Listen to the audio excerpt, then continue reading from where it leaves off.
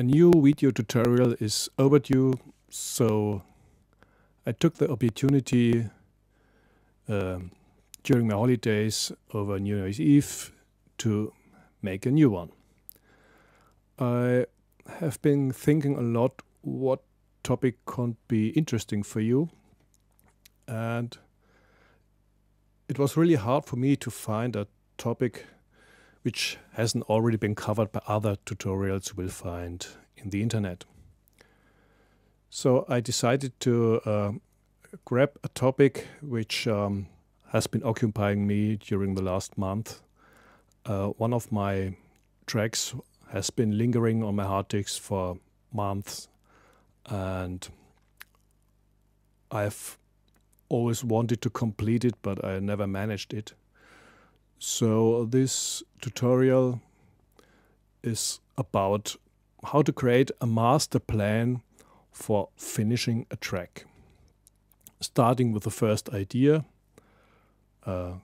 going over the arrangement, defining mixing principles, defining a framework, how to mix this song, what it should sound like.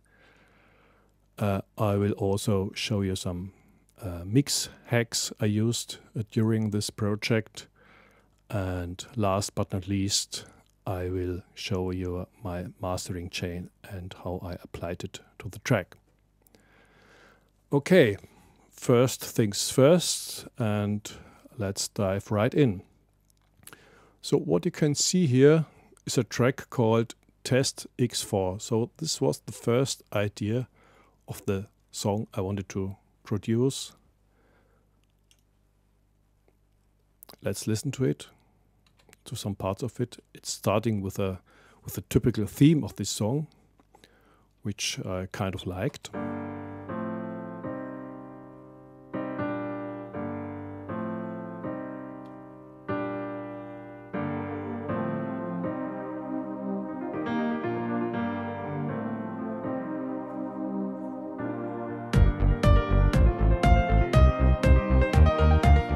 Now the song is kind of building up.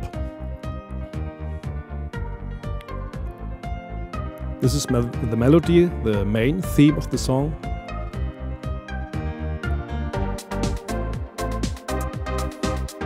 So this is my first elaboration of the theme.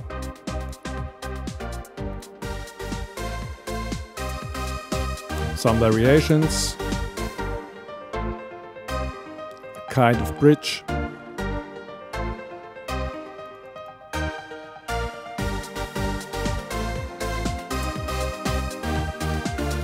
Now the track is starting to repeat and repeat. So this was the first idea, and out of this first idea I wanted to create a fully fledged track with everything in it I like. My problem was that I had a kind of block, so I couldn't find a start how to approach this project. And now I would like to share with you the ideas I came up with in order to make myself finish and produce this track until it's done. So the first very important step was, believe it or not, give it a proper name. Because for me, if I start with a proper name, this is the first step into new inspiration. And this kind of instills me to move further with this song. Right, I did that. And the song was then called End of the Rainbow. So this is, I'm going to load now the first version. I came up with.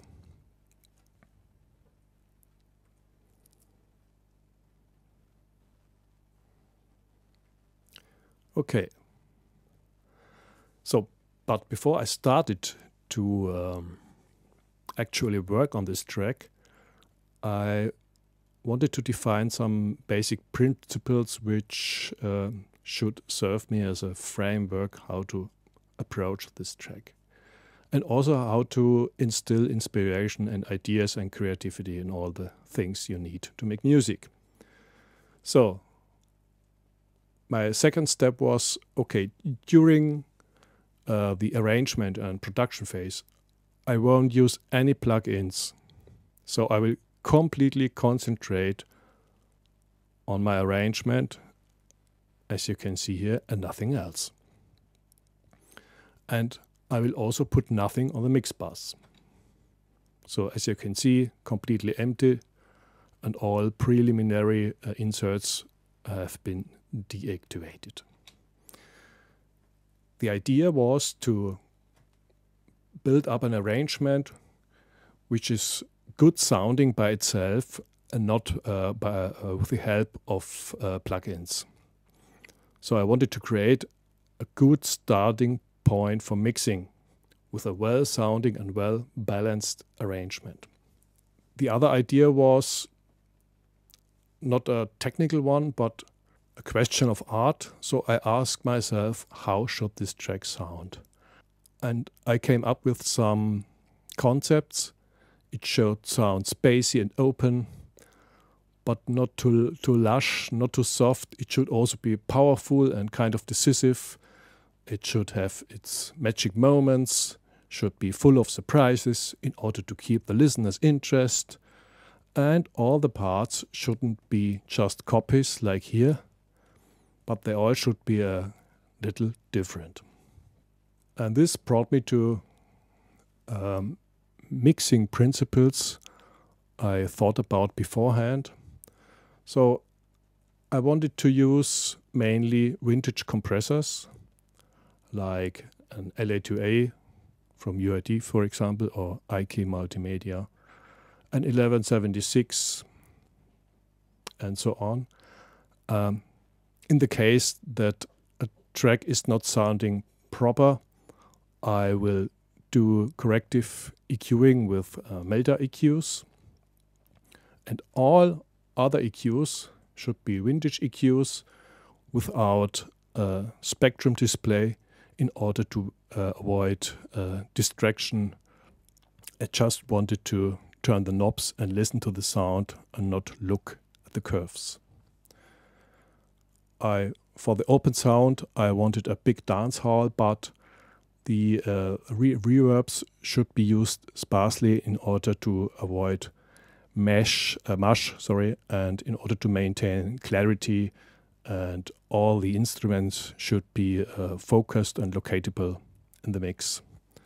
And I also wanted to avoid big mono and pan accordingly, because as you can see here, all the tracks are currently panned in the middle. So if I continued like this, I will have a lush stereo sound, but with big mono, everything is stereo, but there is no defined location of the several instruments. Now I would like to take you to a journey through my different versions of the tracks and explain to you how I kind of moved on.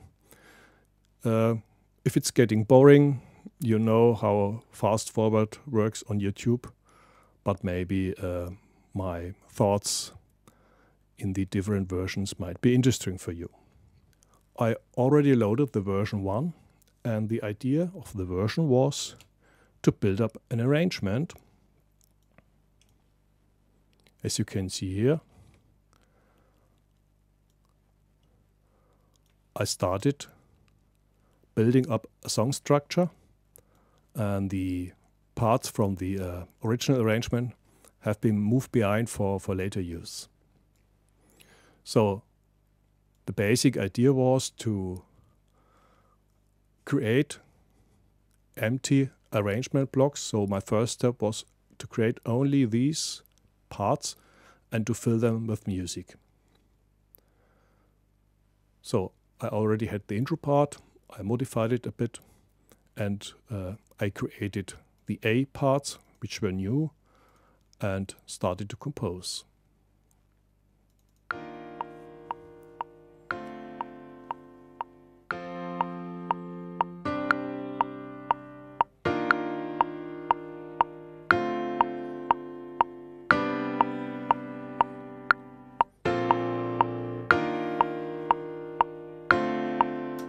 So this was my very first idea for the new A part, which wasn't present in the original raw track. So as you can hear, I'm composing mostly with the piano because I'm a piano player. Right, so basically I had all my parts. I had the intro part,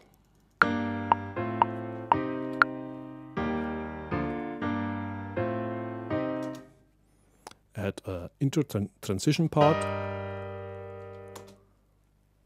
then the new A part, and the parts from the original raw version.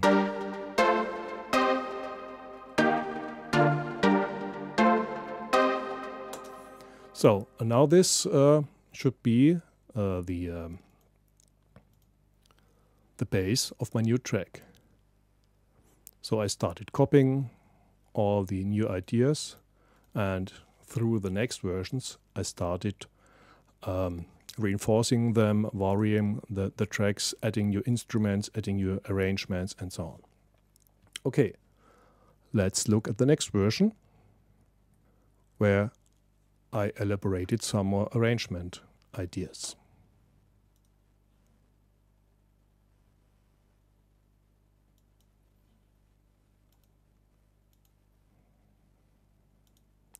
So I will skip version 2 and jump right into version 3.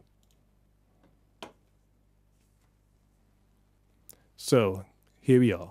As you can see, a lot of things already happened. I elongated the intro and also added some additional instruments now with new sounds. And in the original B part I also added some new, in the newly composed A part I also added some melodies. Okay, let's listen to it. This is the intro.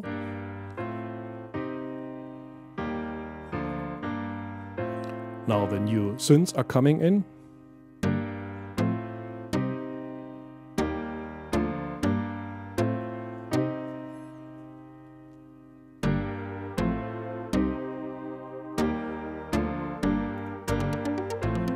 I also implemented arpeggiator sound,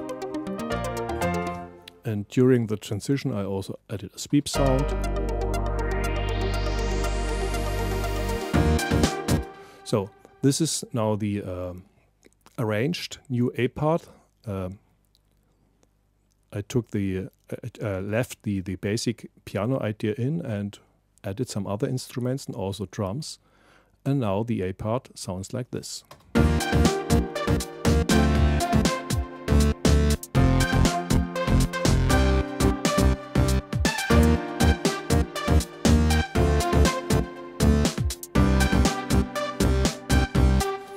Now the first variation, as I decided beforehand, is coming with a pad.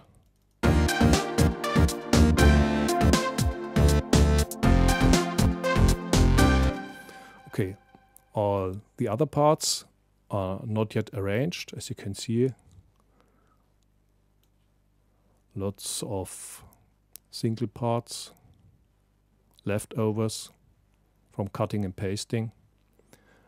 And now let's jump to the next version.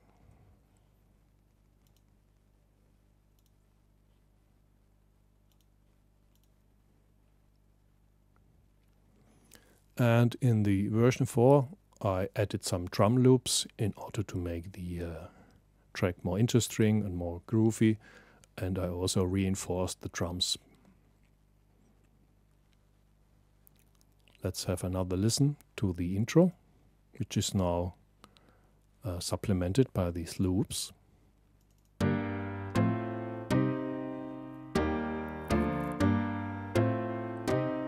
Now the loops are coming in.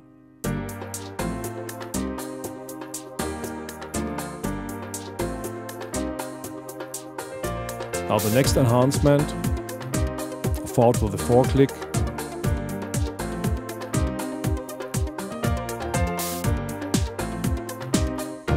The reinforced A part. also added strings as a new element.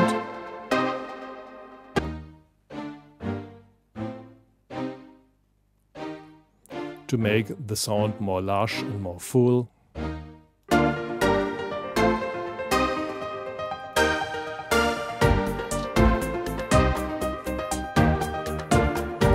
A new bass track has been added here.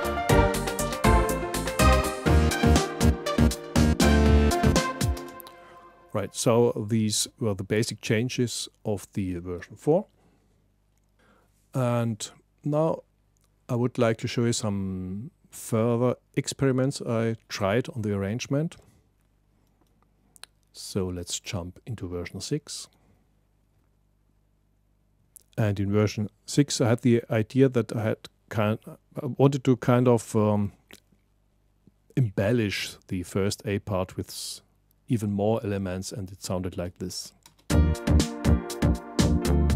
piano here.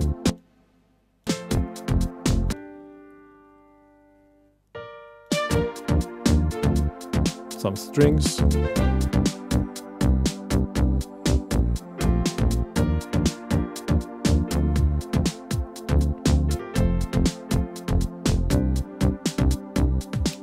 The strings again. I'm showing you this because these are temporary arrangement ideas which have been discarded later on because, in my opinion, they were just too capricious. They didn't fit well, and in the later versions I got rid of them. But I wanted to show them to you anyway, because sometimes you have to make erratic moves in order to come back to your basic idea and try new things, even if you discard them later on. Okay, now let's jump into the version 8, which is kind of 80% arrangement done. So this is basically the arrangement, which is nearly finished. And you could ask the question, so what's the next step? My next step was to do further refinements, and I also wanted to start with creative effects like modulations, phasers, choruses, creative delays, and as you can see by the holes and cracks you can see here, I also wanted to work on the transitions, because the drums are still just copies and there is no real transition taking place. Maybe we could listen to this part where we have a transition from A to B.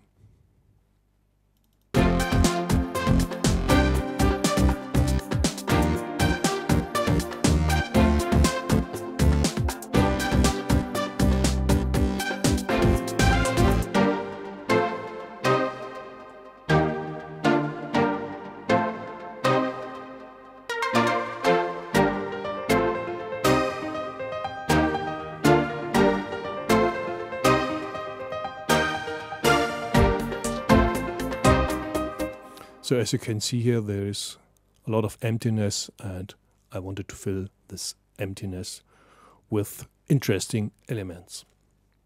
So this takes us to version 10, where I hopefully accomplished all these things. So as you can see, for example, here, all the gaps have been partially filled, and during the next versions I also added new filling elements and transitions. But at this stage I was for the first time thinking about the mix. So when the arrangement is nearly done, you can gradually move about thinking how should it sound in the mix, so that you can make maybe some arrangement adjustments beforehand, which could be create problems during the mix. And I built up a collection of ideas, and these ideas were like, should I maybe use a vintage filter for drum bass filtering, like for example the driver from native instruments, and I also was not satisfied with the sound of this sharp synth. Maybe I will find another one. Maybe I can enhance it or tighten it, things like this. I also decided to enter rises with automation, with volume and filtering and reverbs.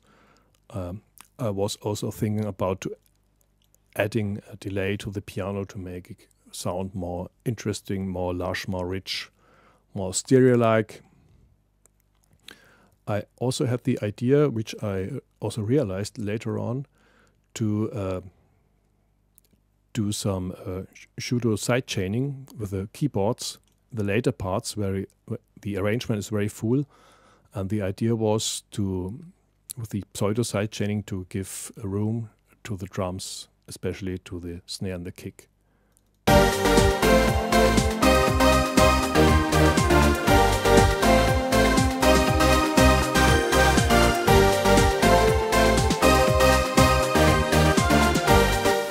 As you can hear in the last parts of the song, the arrangement is very full and the kick and the snare get kind of lost.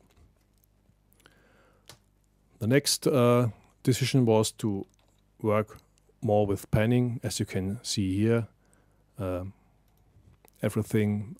mostly everything is panned to the middle, and as I told you at the beginning, I wanted to avoid big mono. So one of the next tasks will be panning. I also wanted to create some build-ups using volume automation. I wanted to give the kick drum more drive. At the moment the kick drum sounds like this. Oh, come on, play. So here we are. Right. So this was my starting point for the next version, where I wanted to start with mixing. But before the mix, I decided to render most of the tracks into audio tracks in order to free up some CPU time on the one side, and on the other side in order to mentally finish the track. So once you created audio from your MIDI, it's kind of finished, and it keeps you from touching it, and you just leave it alone, because once MIDI is gone, you cannot edit it anymore. Right, so this now happened in version 12, where most of my tracks were converted now into audio tracks. Only the tracks where I wasn't sure about the arrangement were still kept in MIDI. This is now version 12 with more audio.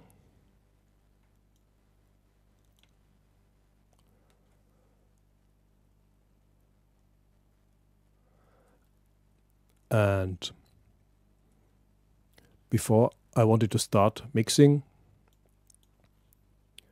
I also wanted to group some instruments into stems in order to switch them on and off, in order to get also the possibility to create some general balance between the drum group, the percussion loop, the keyboard group, and so on. So this has been realized in version 13. I'm going to switch to the mixer. So here you can see my new stems. This is the keyboard group, the percussion group, and finally the drum group.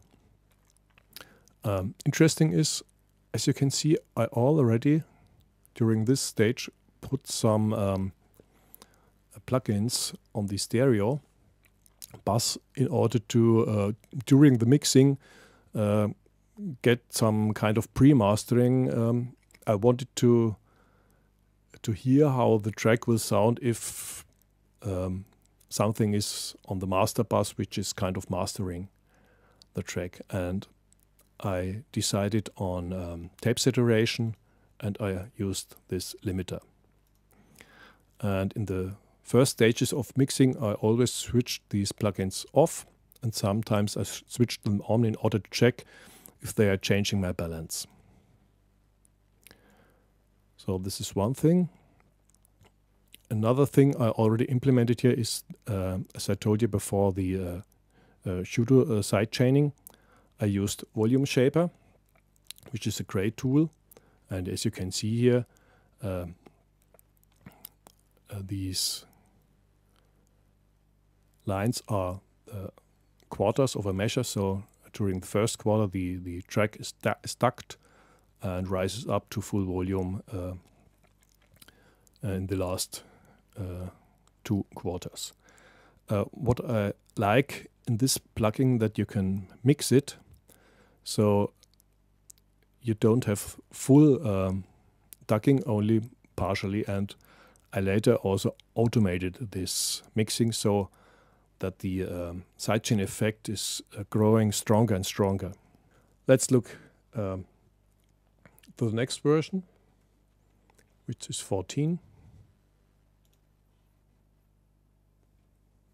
And in version 14 I did some mixing, and as you can see, the plugins start populating my tracks.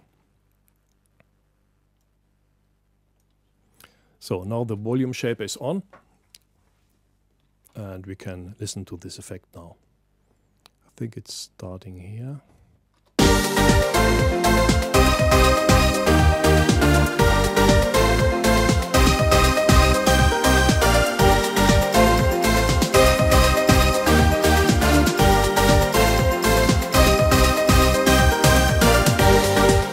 Now the effect is getting stronger and stronger.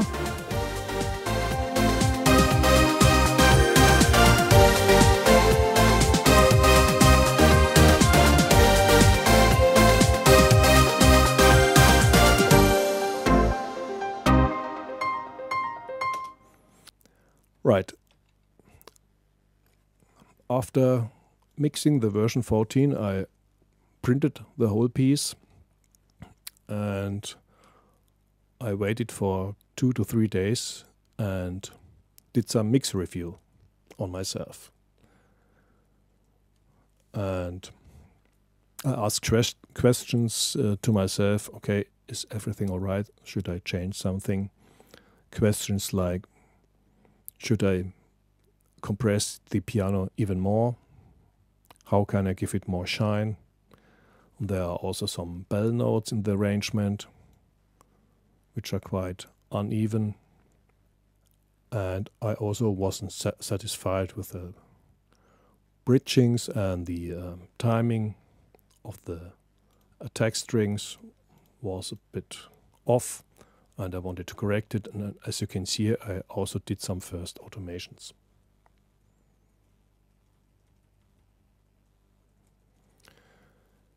So then some more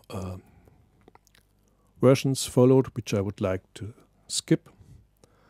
And now we are jumping right into the final version, and I will flip through the channels and we'll see if I can find something interesting for you.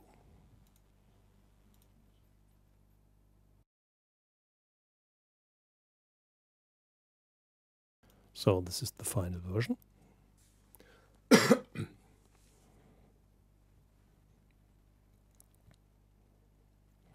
As you can also see, it's taking longer and longer to load the whole gamut.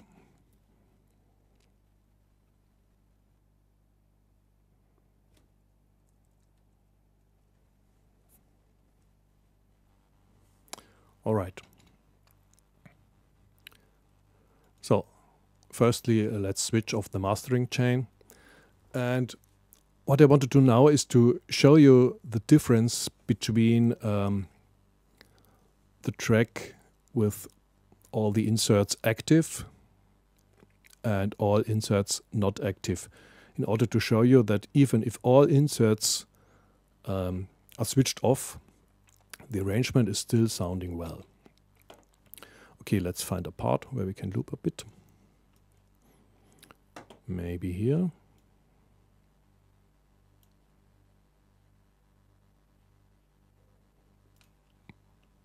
This part, for example. So this is with all inserts switched on. Now I'm going to switch them off.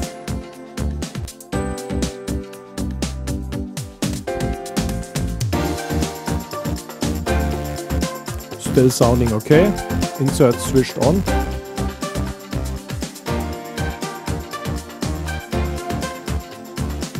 Off again.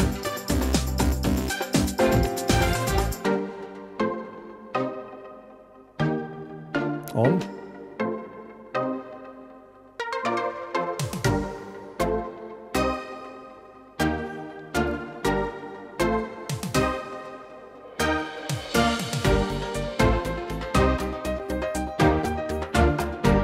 And also with the send switched off.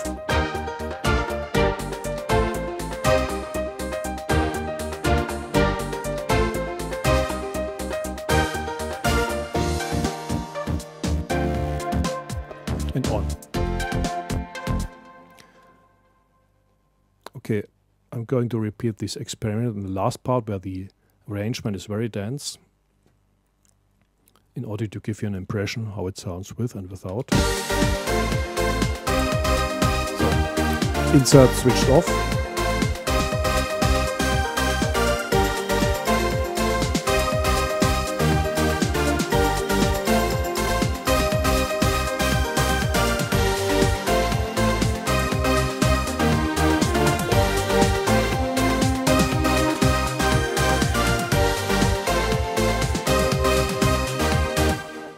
And now I'd like to show you something which is a good reason for mixing with plugins on the mix bus in the late stages. The problem I had was that I put this tape saturation plugin, which is a great one by the way, on my mix bus, and it sounded great on the drums, but it also changed my drums balance. So whenever I switched it off, because we all know we shouldn't put in plugins on the mix bus during the mix phase, and adjusted my drums, then afterwards, if I switch it on again, the balance wasn't right, and I had to rebalance the drums. And in order to avoid this problem, I just left this plugin on the mix bus. Okay. And now I will show you a comparison with and without, in order to show you how this tape saturation plugin influences not only the sound of the drums but also the balance of the drums.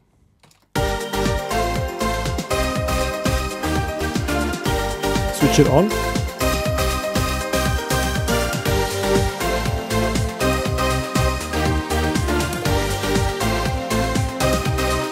Off.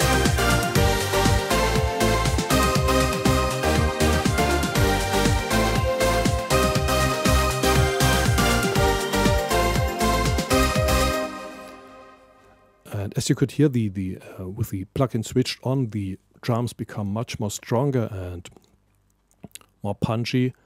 And if I switch it off, the drums get kind of lost. So with the plugin switched off, I always wanted to push up the drum bass.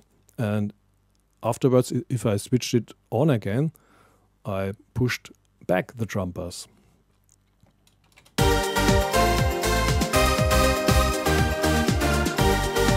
Drums too soft now.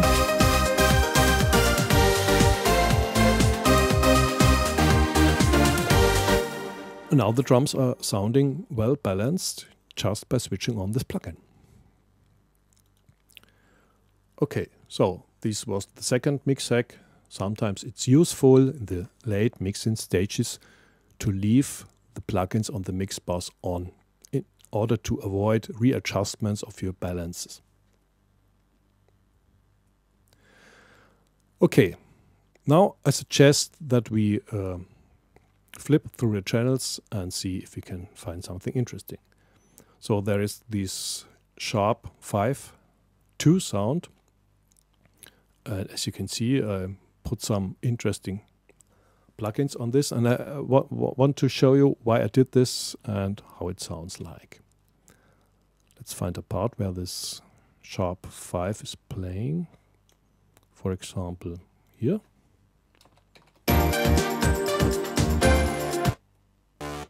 So this is the sound. Without inserts.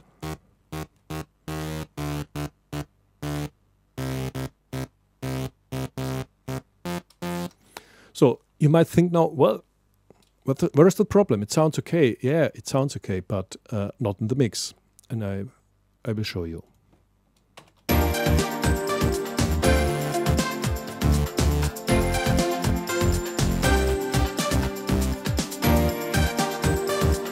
So what was disturbing me that the sound is in the middle and that it kind of competes with the other sounds which are operating in the same frequency range. So the first idea was to distort this sound in order to thin it out a bit and in order to move it in the higher regions of the frequency spectrum, in order to move it out of the way of the lower mids. And I used this plugin. Also a recommendation, SDRR by Klanghelm. First, okay, we should listen to this in the mix. This is without.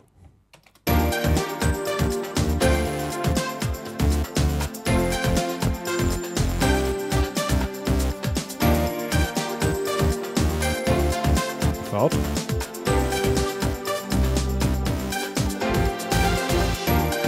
With.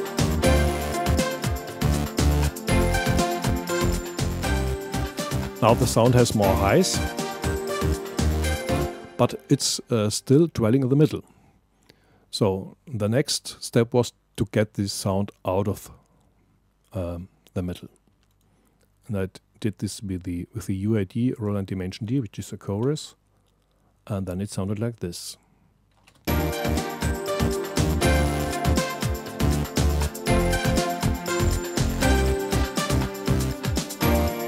Going to solo it.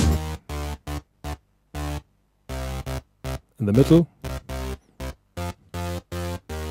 Now the sound has wandered to the sides, but it was still kind of competing with other frequencies, so I put on an equalizer.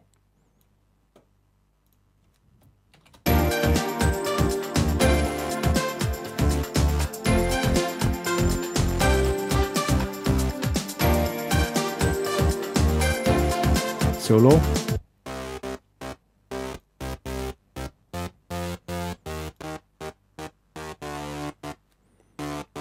So now I even added more highs here and here.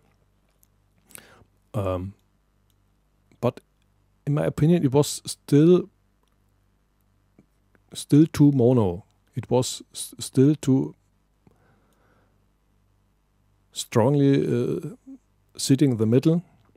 And I even wanted to move it further aside, and I accomplished this with this stereo tool, which is freeware, by the way. All right.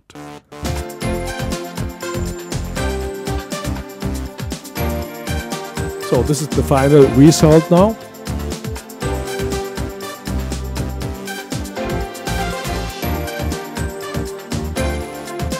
Without.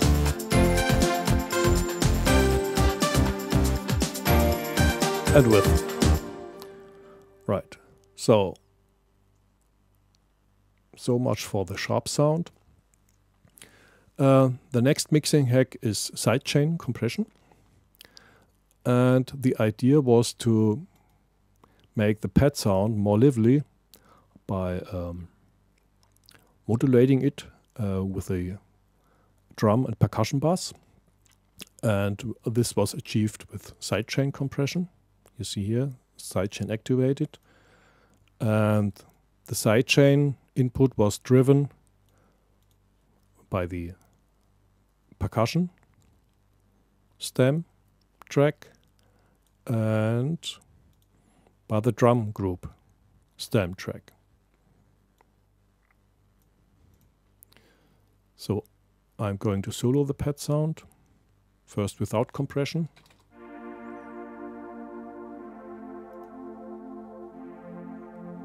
And now the sidechain compression activated.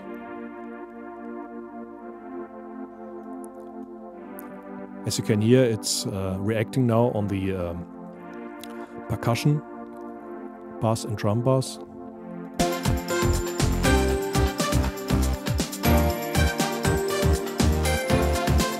Without.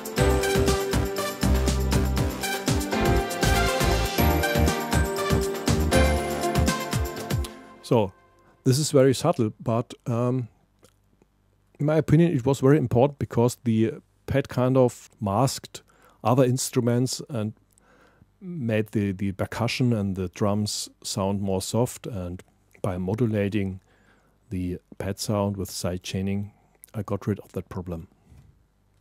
The next maybe interesting mix move is the attack bass, maybe here. So this is the sound. As you can hear, it's in stereo. But with this nifty little plug-in, I made the low frequencies mono. Let's switch it off. As you can hear, the low end now is becoming undefined by this excessive stereo sound. And if I switch it on again,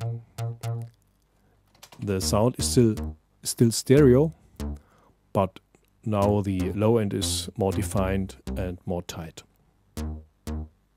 Without, with. Now in context of the mix.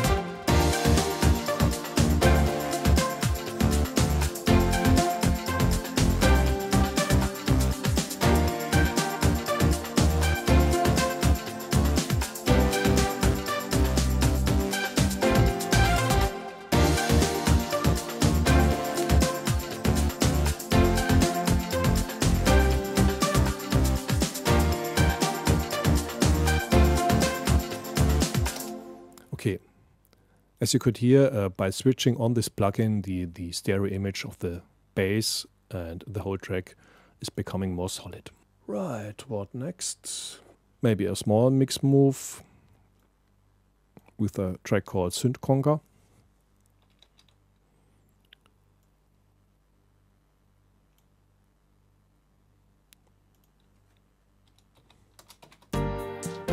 It's this one.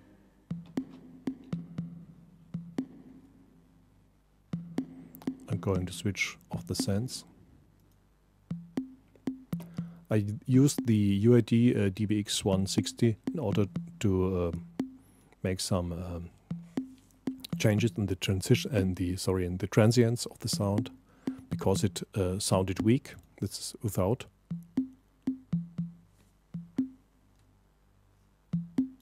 With.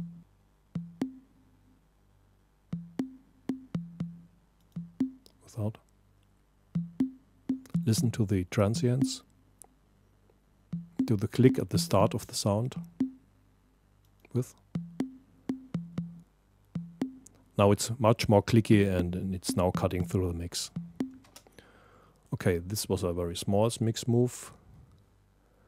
And of course I will show you my processing on the kick drum, most important instrument ever. And I put two plugins on it. The first one is the Supercharger by Native Instruments. And the second one is our beloved Pull-Deck EQ. Okay, let's switch to a part where the kick has a hard time in order to come through, which is of course the last part, maybe this one.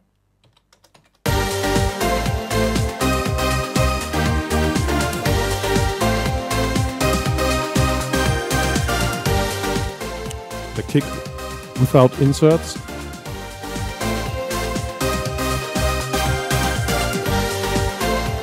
Now with.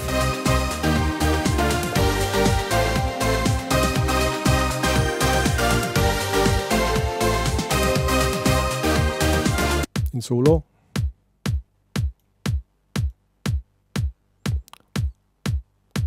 Without pull deck.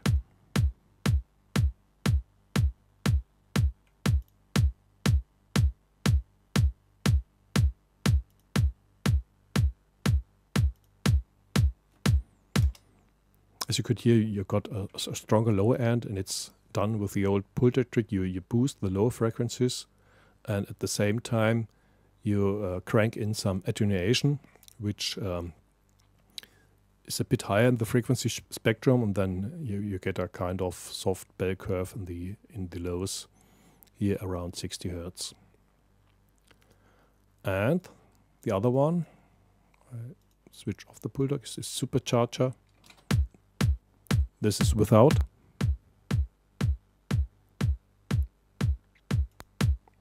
This is with the supercharger, and this is now with the pull deck EQ.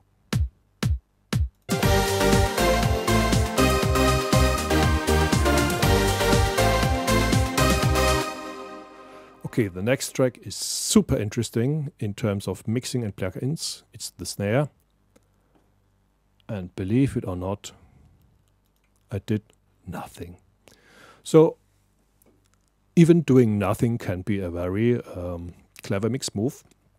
Sometimes the sounds are good as they are, and then you should leave them alone.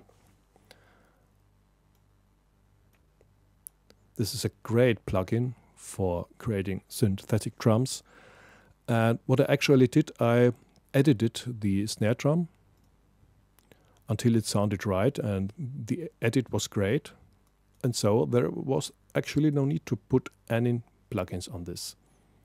I didn't even need a compressor.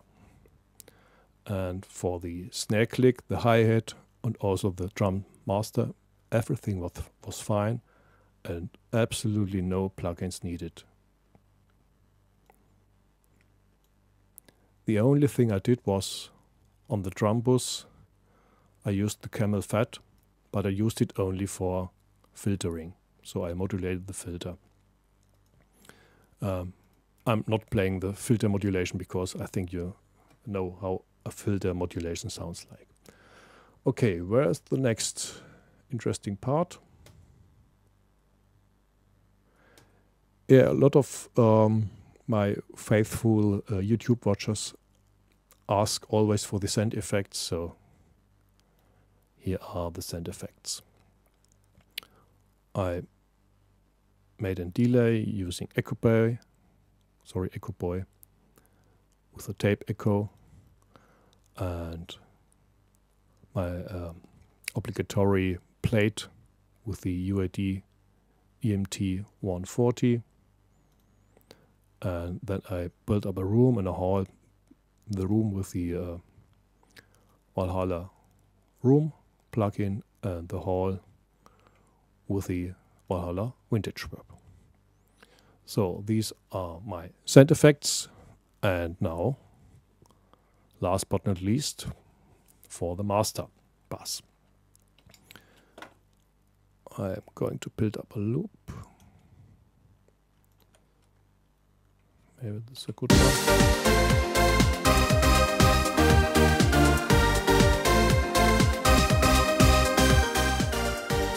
So now first completely without plugins, and then I will one by one switch them on.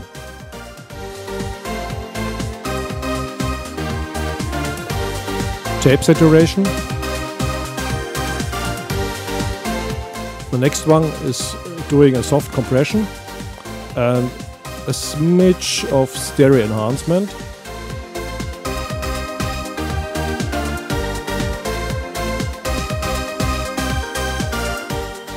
Then my master EQ, which is doing some dynamic compression, as you can see here.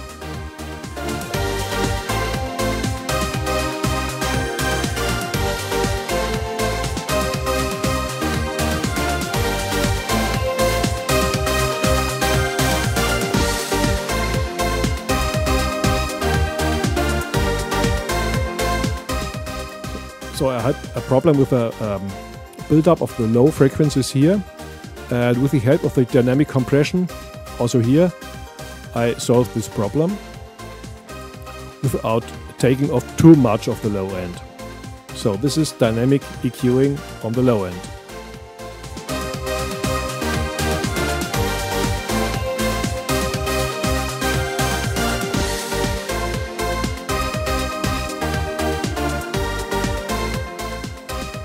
So this is a great mastering EQ, which is quite new from IK Multimedia, and the idea was to give the highs a bit more of shine, to give the mids a bit more drive,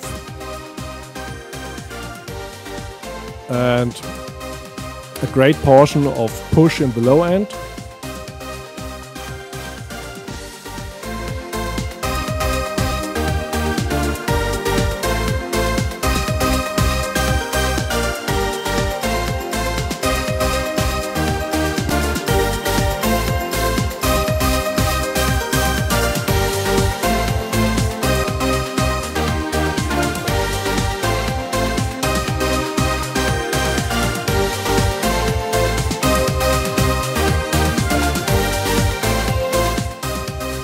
Now finally, in order to make the track louder, the fab filter limiter.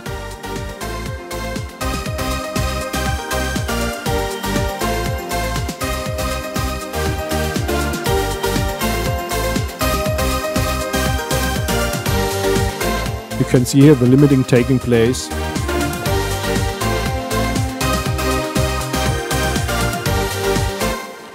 Okay, I would say we are through the mix. Now one final tip. As you can see here, I put the Span Plus from Voxengo on the master bus in order to watch my spectrum.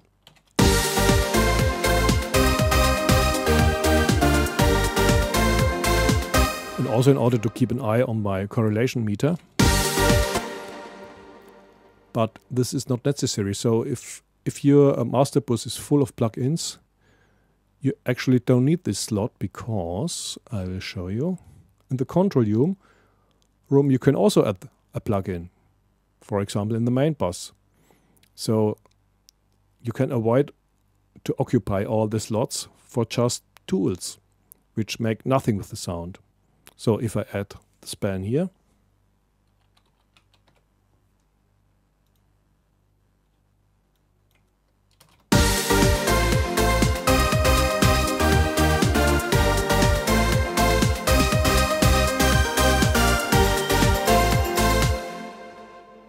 and you have won another slot. Right, so I hope it was interesting for you. And one final word, I wish you all a happy New Eve. Goodbye.